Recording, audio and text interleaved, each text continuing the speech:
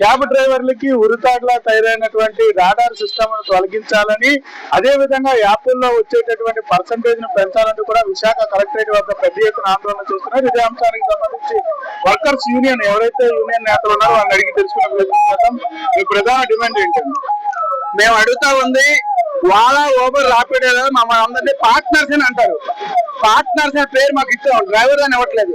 Partners కాబట్టి మాకు ఏ షేర్లు వస్తాయని బయట అనుకుంటారు ఎవరైతే కస్టమర్స్. మాకు ఏ షేర్లు రావట్లేదు. మేము అడుగుతుంది, ఓలా ఊబర్ లో వచ్చిన లాభాల షేర్లు కూడా అడగట్లేదు. మేము అడుగుతుంది ఏంటంటే 2022లో ఉండే రేట్ల కంటే 28% రేట్లు తగ్గించారు. ఎంత అన్యాయం! 2022 నుంచి ఇప్పుడు వరకు చూస్తే పెట్రోల్ డీజిల్ ధరలు ఇంచుమించుగా 23% పెరిగాయి. 23% రేట్లు పెరిగితే ఇలా మాకు ఇచ్చే రేట్ని తగ్గించే పని చేశారు. కాబట్టి ధరలకు అనుగుణంగా ఈరోజు రేట్లు పెంచాలని చెప్పి అడుగుతా ఉన్నాం. ఈ రోజు ఇందాక క్యాబ్ డ్రైవర్లు అందరికీ ఉరితాడు, ఇప్పటికే యాక్సిడెంట్ అయ్యింది. విశాఖపట్నంలో డ్రైవర్ చనిపోయాడు. ఇంచుమించుగా 70 యాక్సిడెంట్లు అయ్యాయి. ఇవన్నీ స్క్రీన్ షాట్లతో పాటు సిపి గారికి ఇస్తే సిపి గారు స్పష్టంగా చెప్పారు, ఓలా ఊబర్ రాపిడో పిలిచి మీరు రాడార్ సిస్టమ్ రద్దు చేయమని. ఈ రోజుకి రాడార్ సిస్టమ్ రద్దు చేయలేదు.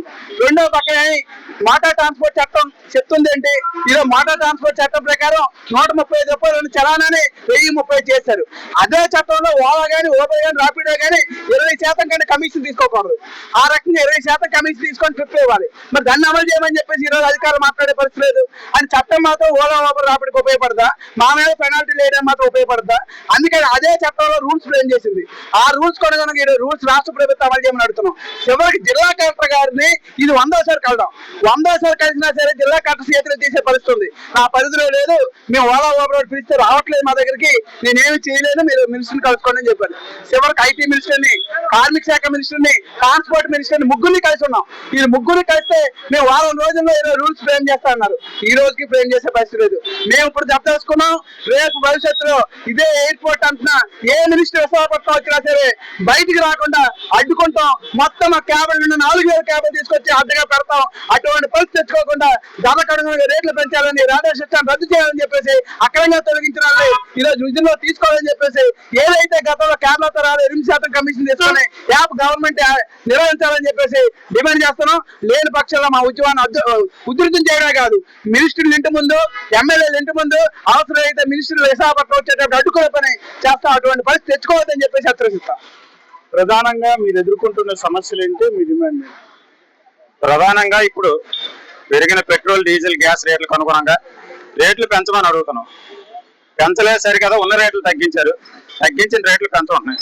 ఈరోజు పెట్రోల్, డీజిల్, గ్యాస్, ప్రతి వెహికల్ స్పేర్ పార్ట్స్, అలాగే insurance, fitness, permit, road tax, green tax ప్రతిదీ పెరిగింది.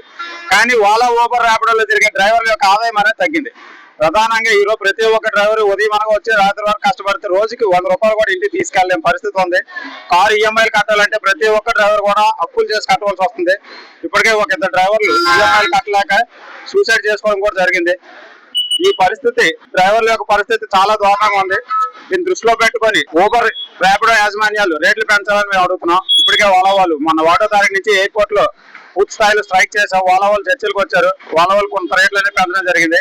ఊబర్ వాళ్ళు, ర్యాపిడో వాళ్ళు స్పందించలేదు. వాళ్ళు ఇప్పటికైనా జోక్యం చేసుకుని రేట్లు పెంచాలని కోరుకుంటున్నాం. అలాగే యాక్సిడెంట్లు కారణమైన రాడార్ ట్రిప్స్, చాలా మంది డ్రైవర్లకు యాక్సిడెంట్లు చాలా వరకు సిపి గారికి ఇచ్చాం. విత్ ఫుటేజ్లతో సహా ఇవ్వడం కూడా జరిగింది. యాక్సిడెంట్లు కారణమైన రాడార్ ట్రిప్స్ తీయమని అడుగుతున్నాం. నైట్ రేట్స్ రాత్రి 10 నుంచి ఉదయం 6 వరకు నైట్ రేట్స్ అనేది 50% ఇవ్వాలి. అది జీవో కూడా ఉంది. కానీ దానికి విరుద్ధంగా ఊబర్, ర్యాపిడో, ఓలా వాళ్ళు నైట్ రేట్స్ అనేది ఇవ్వట్లేదు. Night rates ఇమ్మంటున్నాం.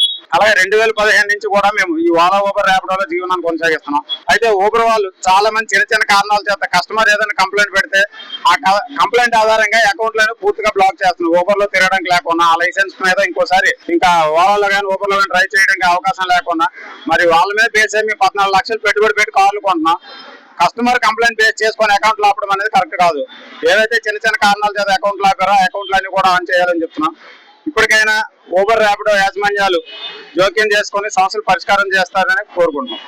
తొలుచు ప్రధానంగా ఏదైతే ట్రిప్పులకు సంబంధించి కానీ రాడార్కి సంబంధించిన వ్యవస్థ ఏదైతే యాక్సిడెంట్లకు కారణమవుతున్నటువంటి రాడార్లను తొలగించాలని, మరీ ముఖ్యంగా పెట్రోల్ డీజిల్ ధరలతో పాటుగా నిత్యావసర ధరలు కూడా ఆకాశాన్ని అందుతున్నటువంటి నేపథ్యంలో డ్రైవర్లకి సంబంధించినంత వరకు కూడా పర్సంటేజ్ లేకపోవడం పూర్తిగా ఇబ్బంది పడుతున్నటువంటి పరిస్థితి. మరీ ముఖ్యంగా కేరళ తరహాలో 8% మాత్రమే వాళ్ళు యాప్ వాళ్ళు తీసుకోవాలని, దీనికి సంబంధించినంత వరకు చట్టంకి అనుగుణంగా పనిచేయాల్సి ఉంటుందని, లేని పక్షంలో ఈ ఉద్యమాన్ని మరింత ఉధృతం చేస్తామంటూ కూడా డ్రైవర్ సంఘాలు చేస్తున్నటువంటి పరిస్థితి కనిపిస్తుంది. నారాయణతో భరత్, టీవీ విశాఖ నుంచి.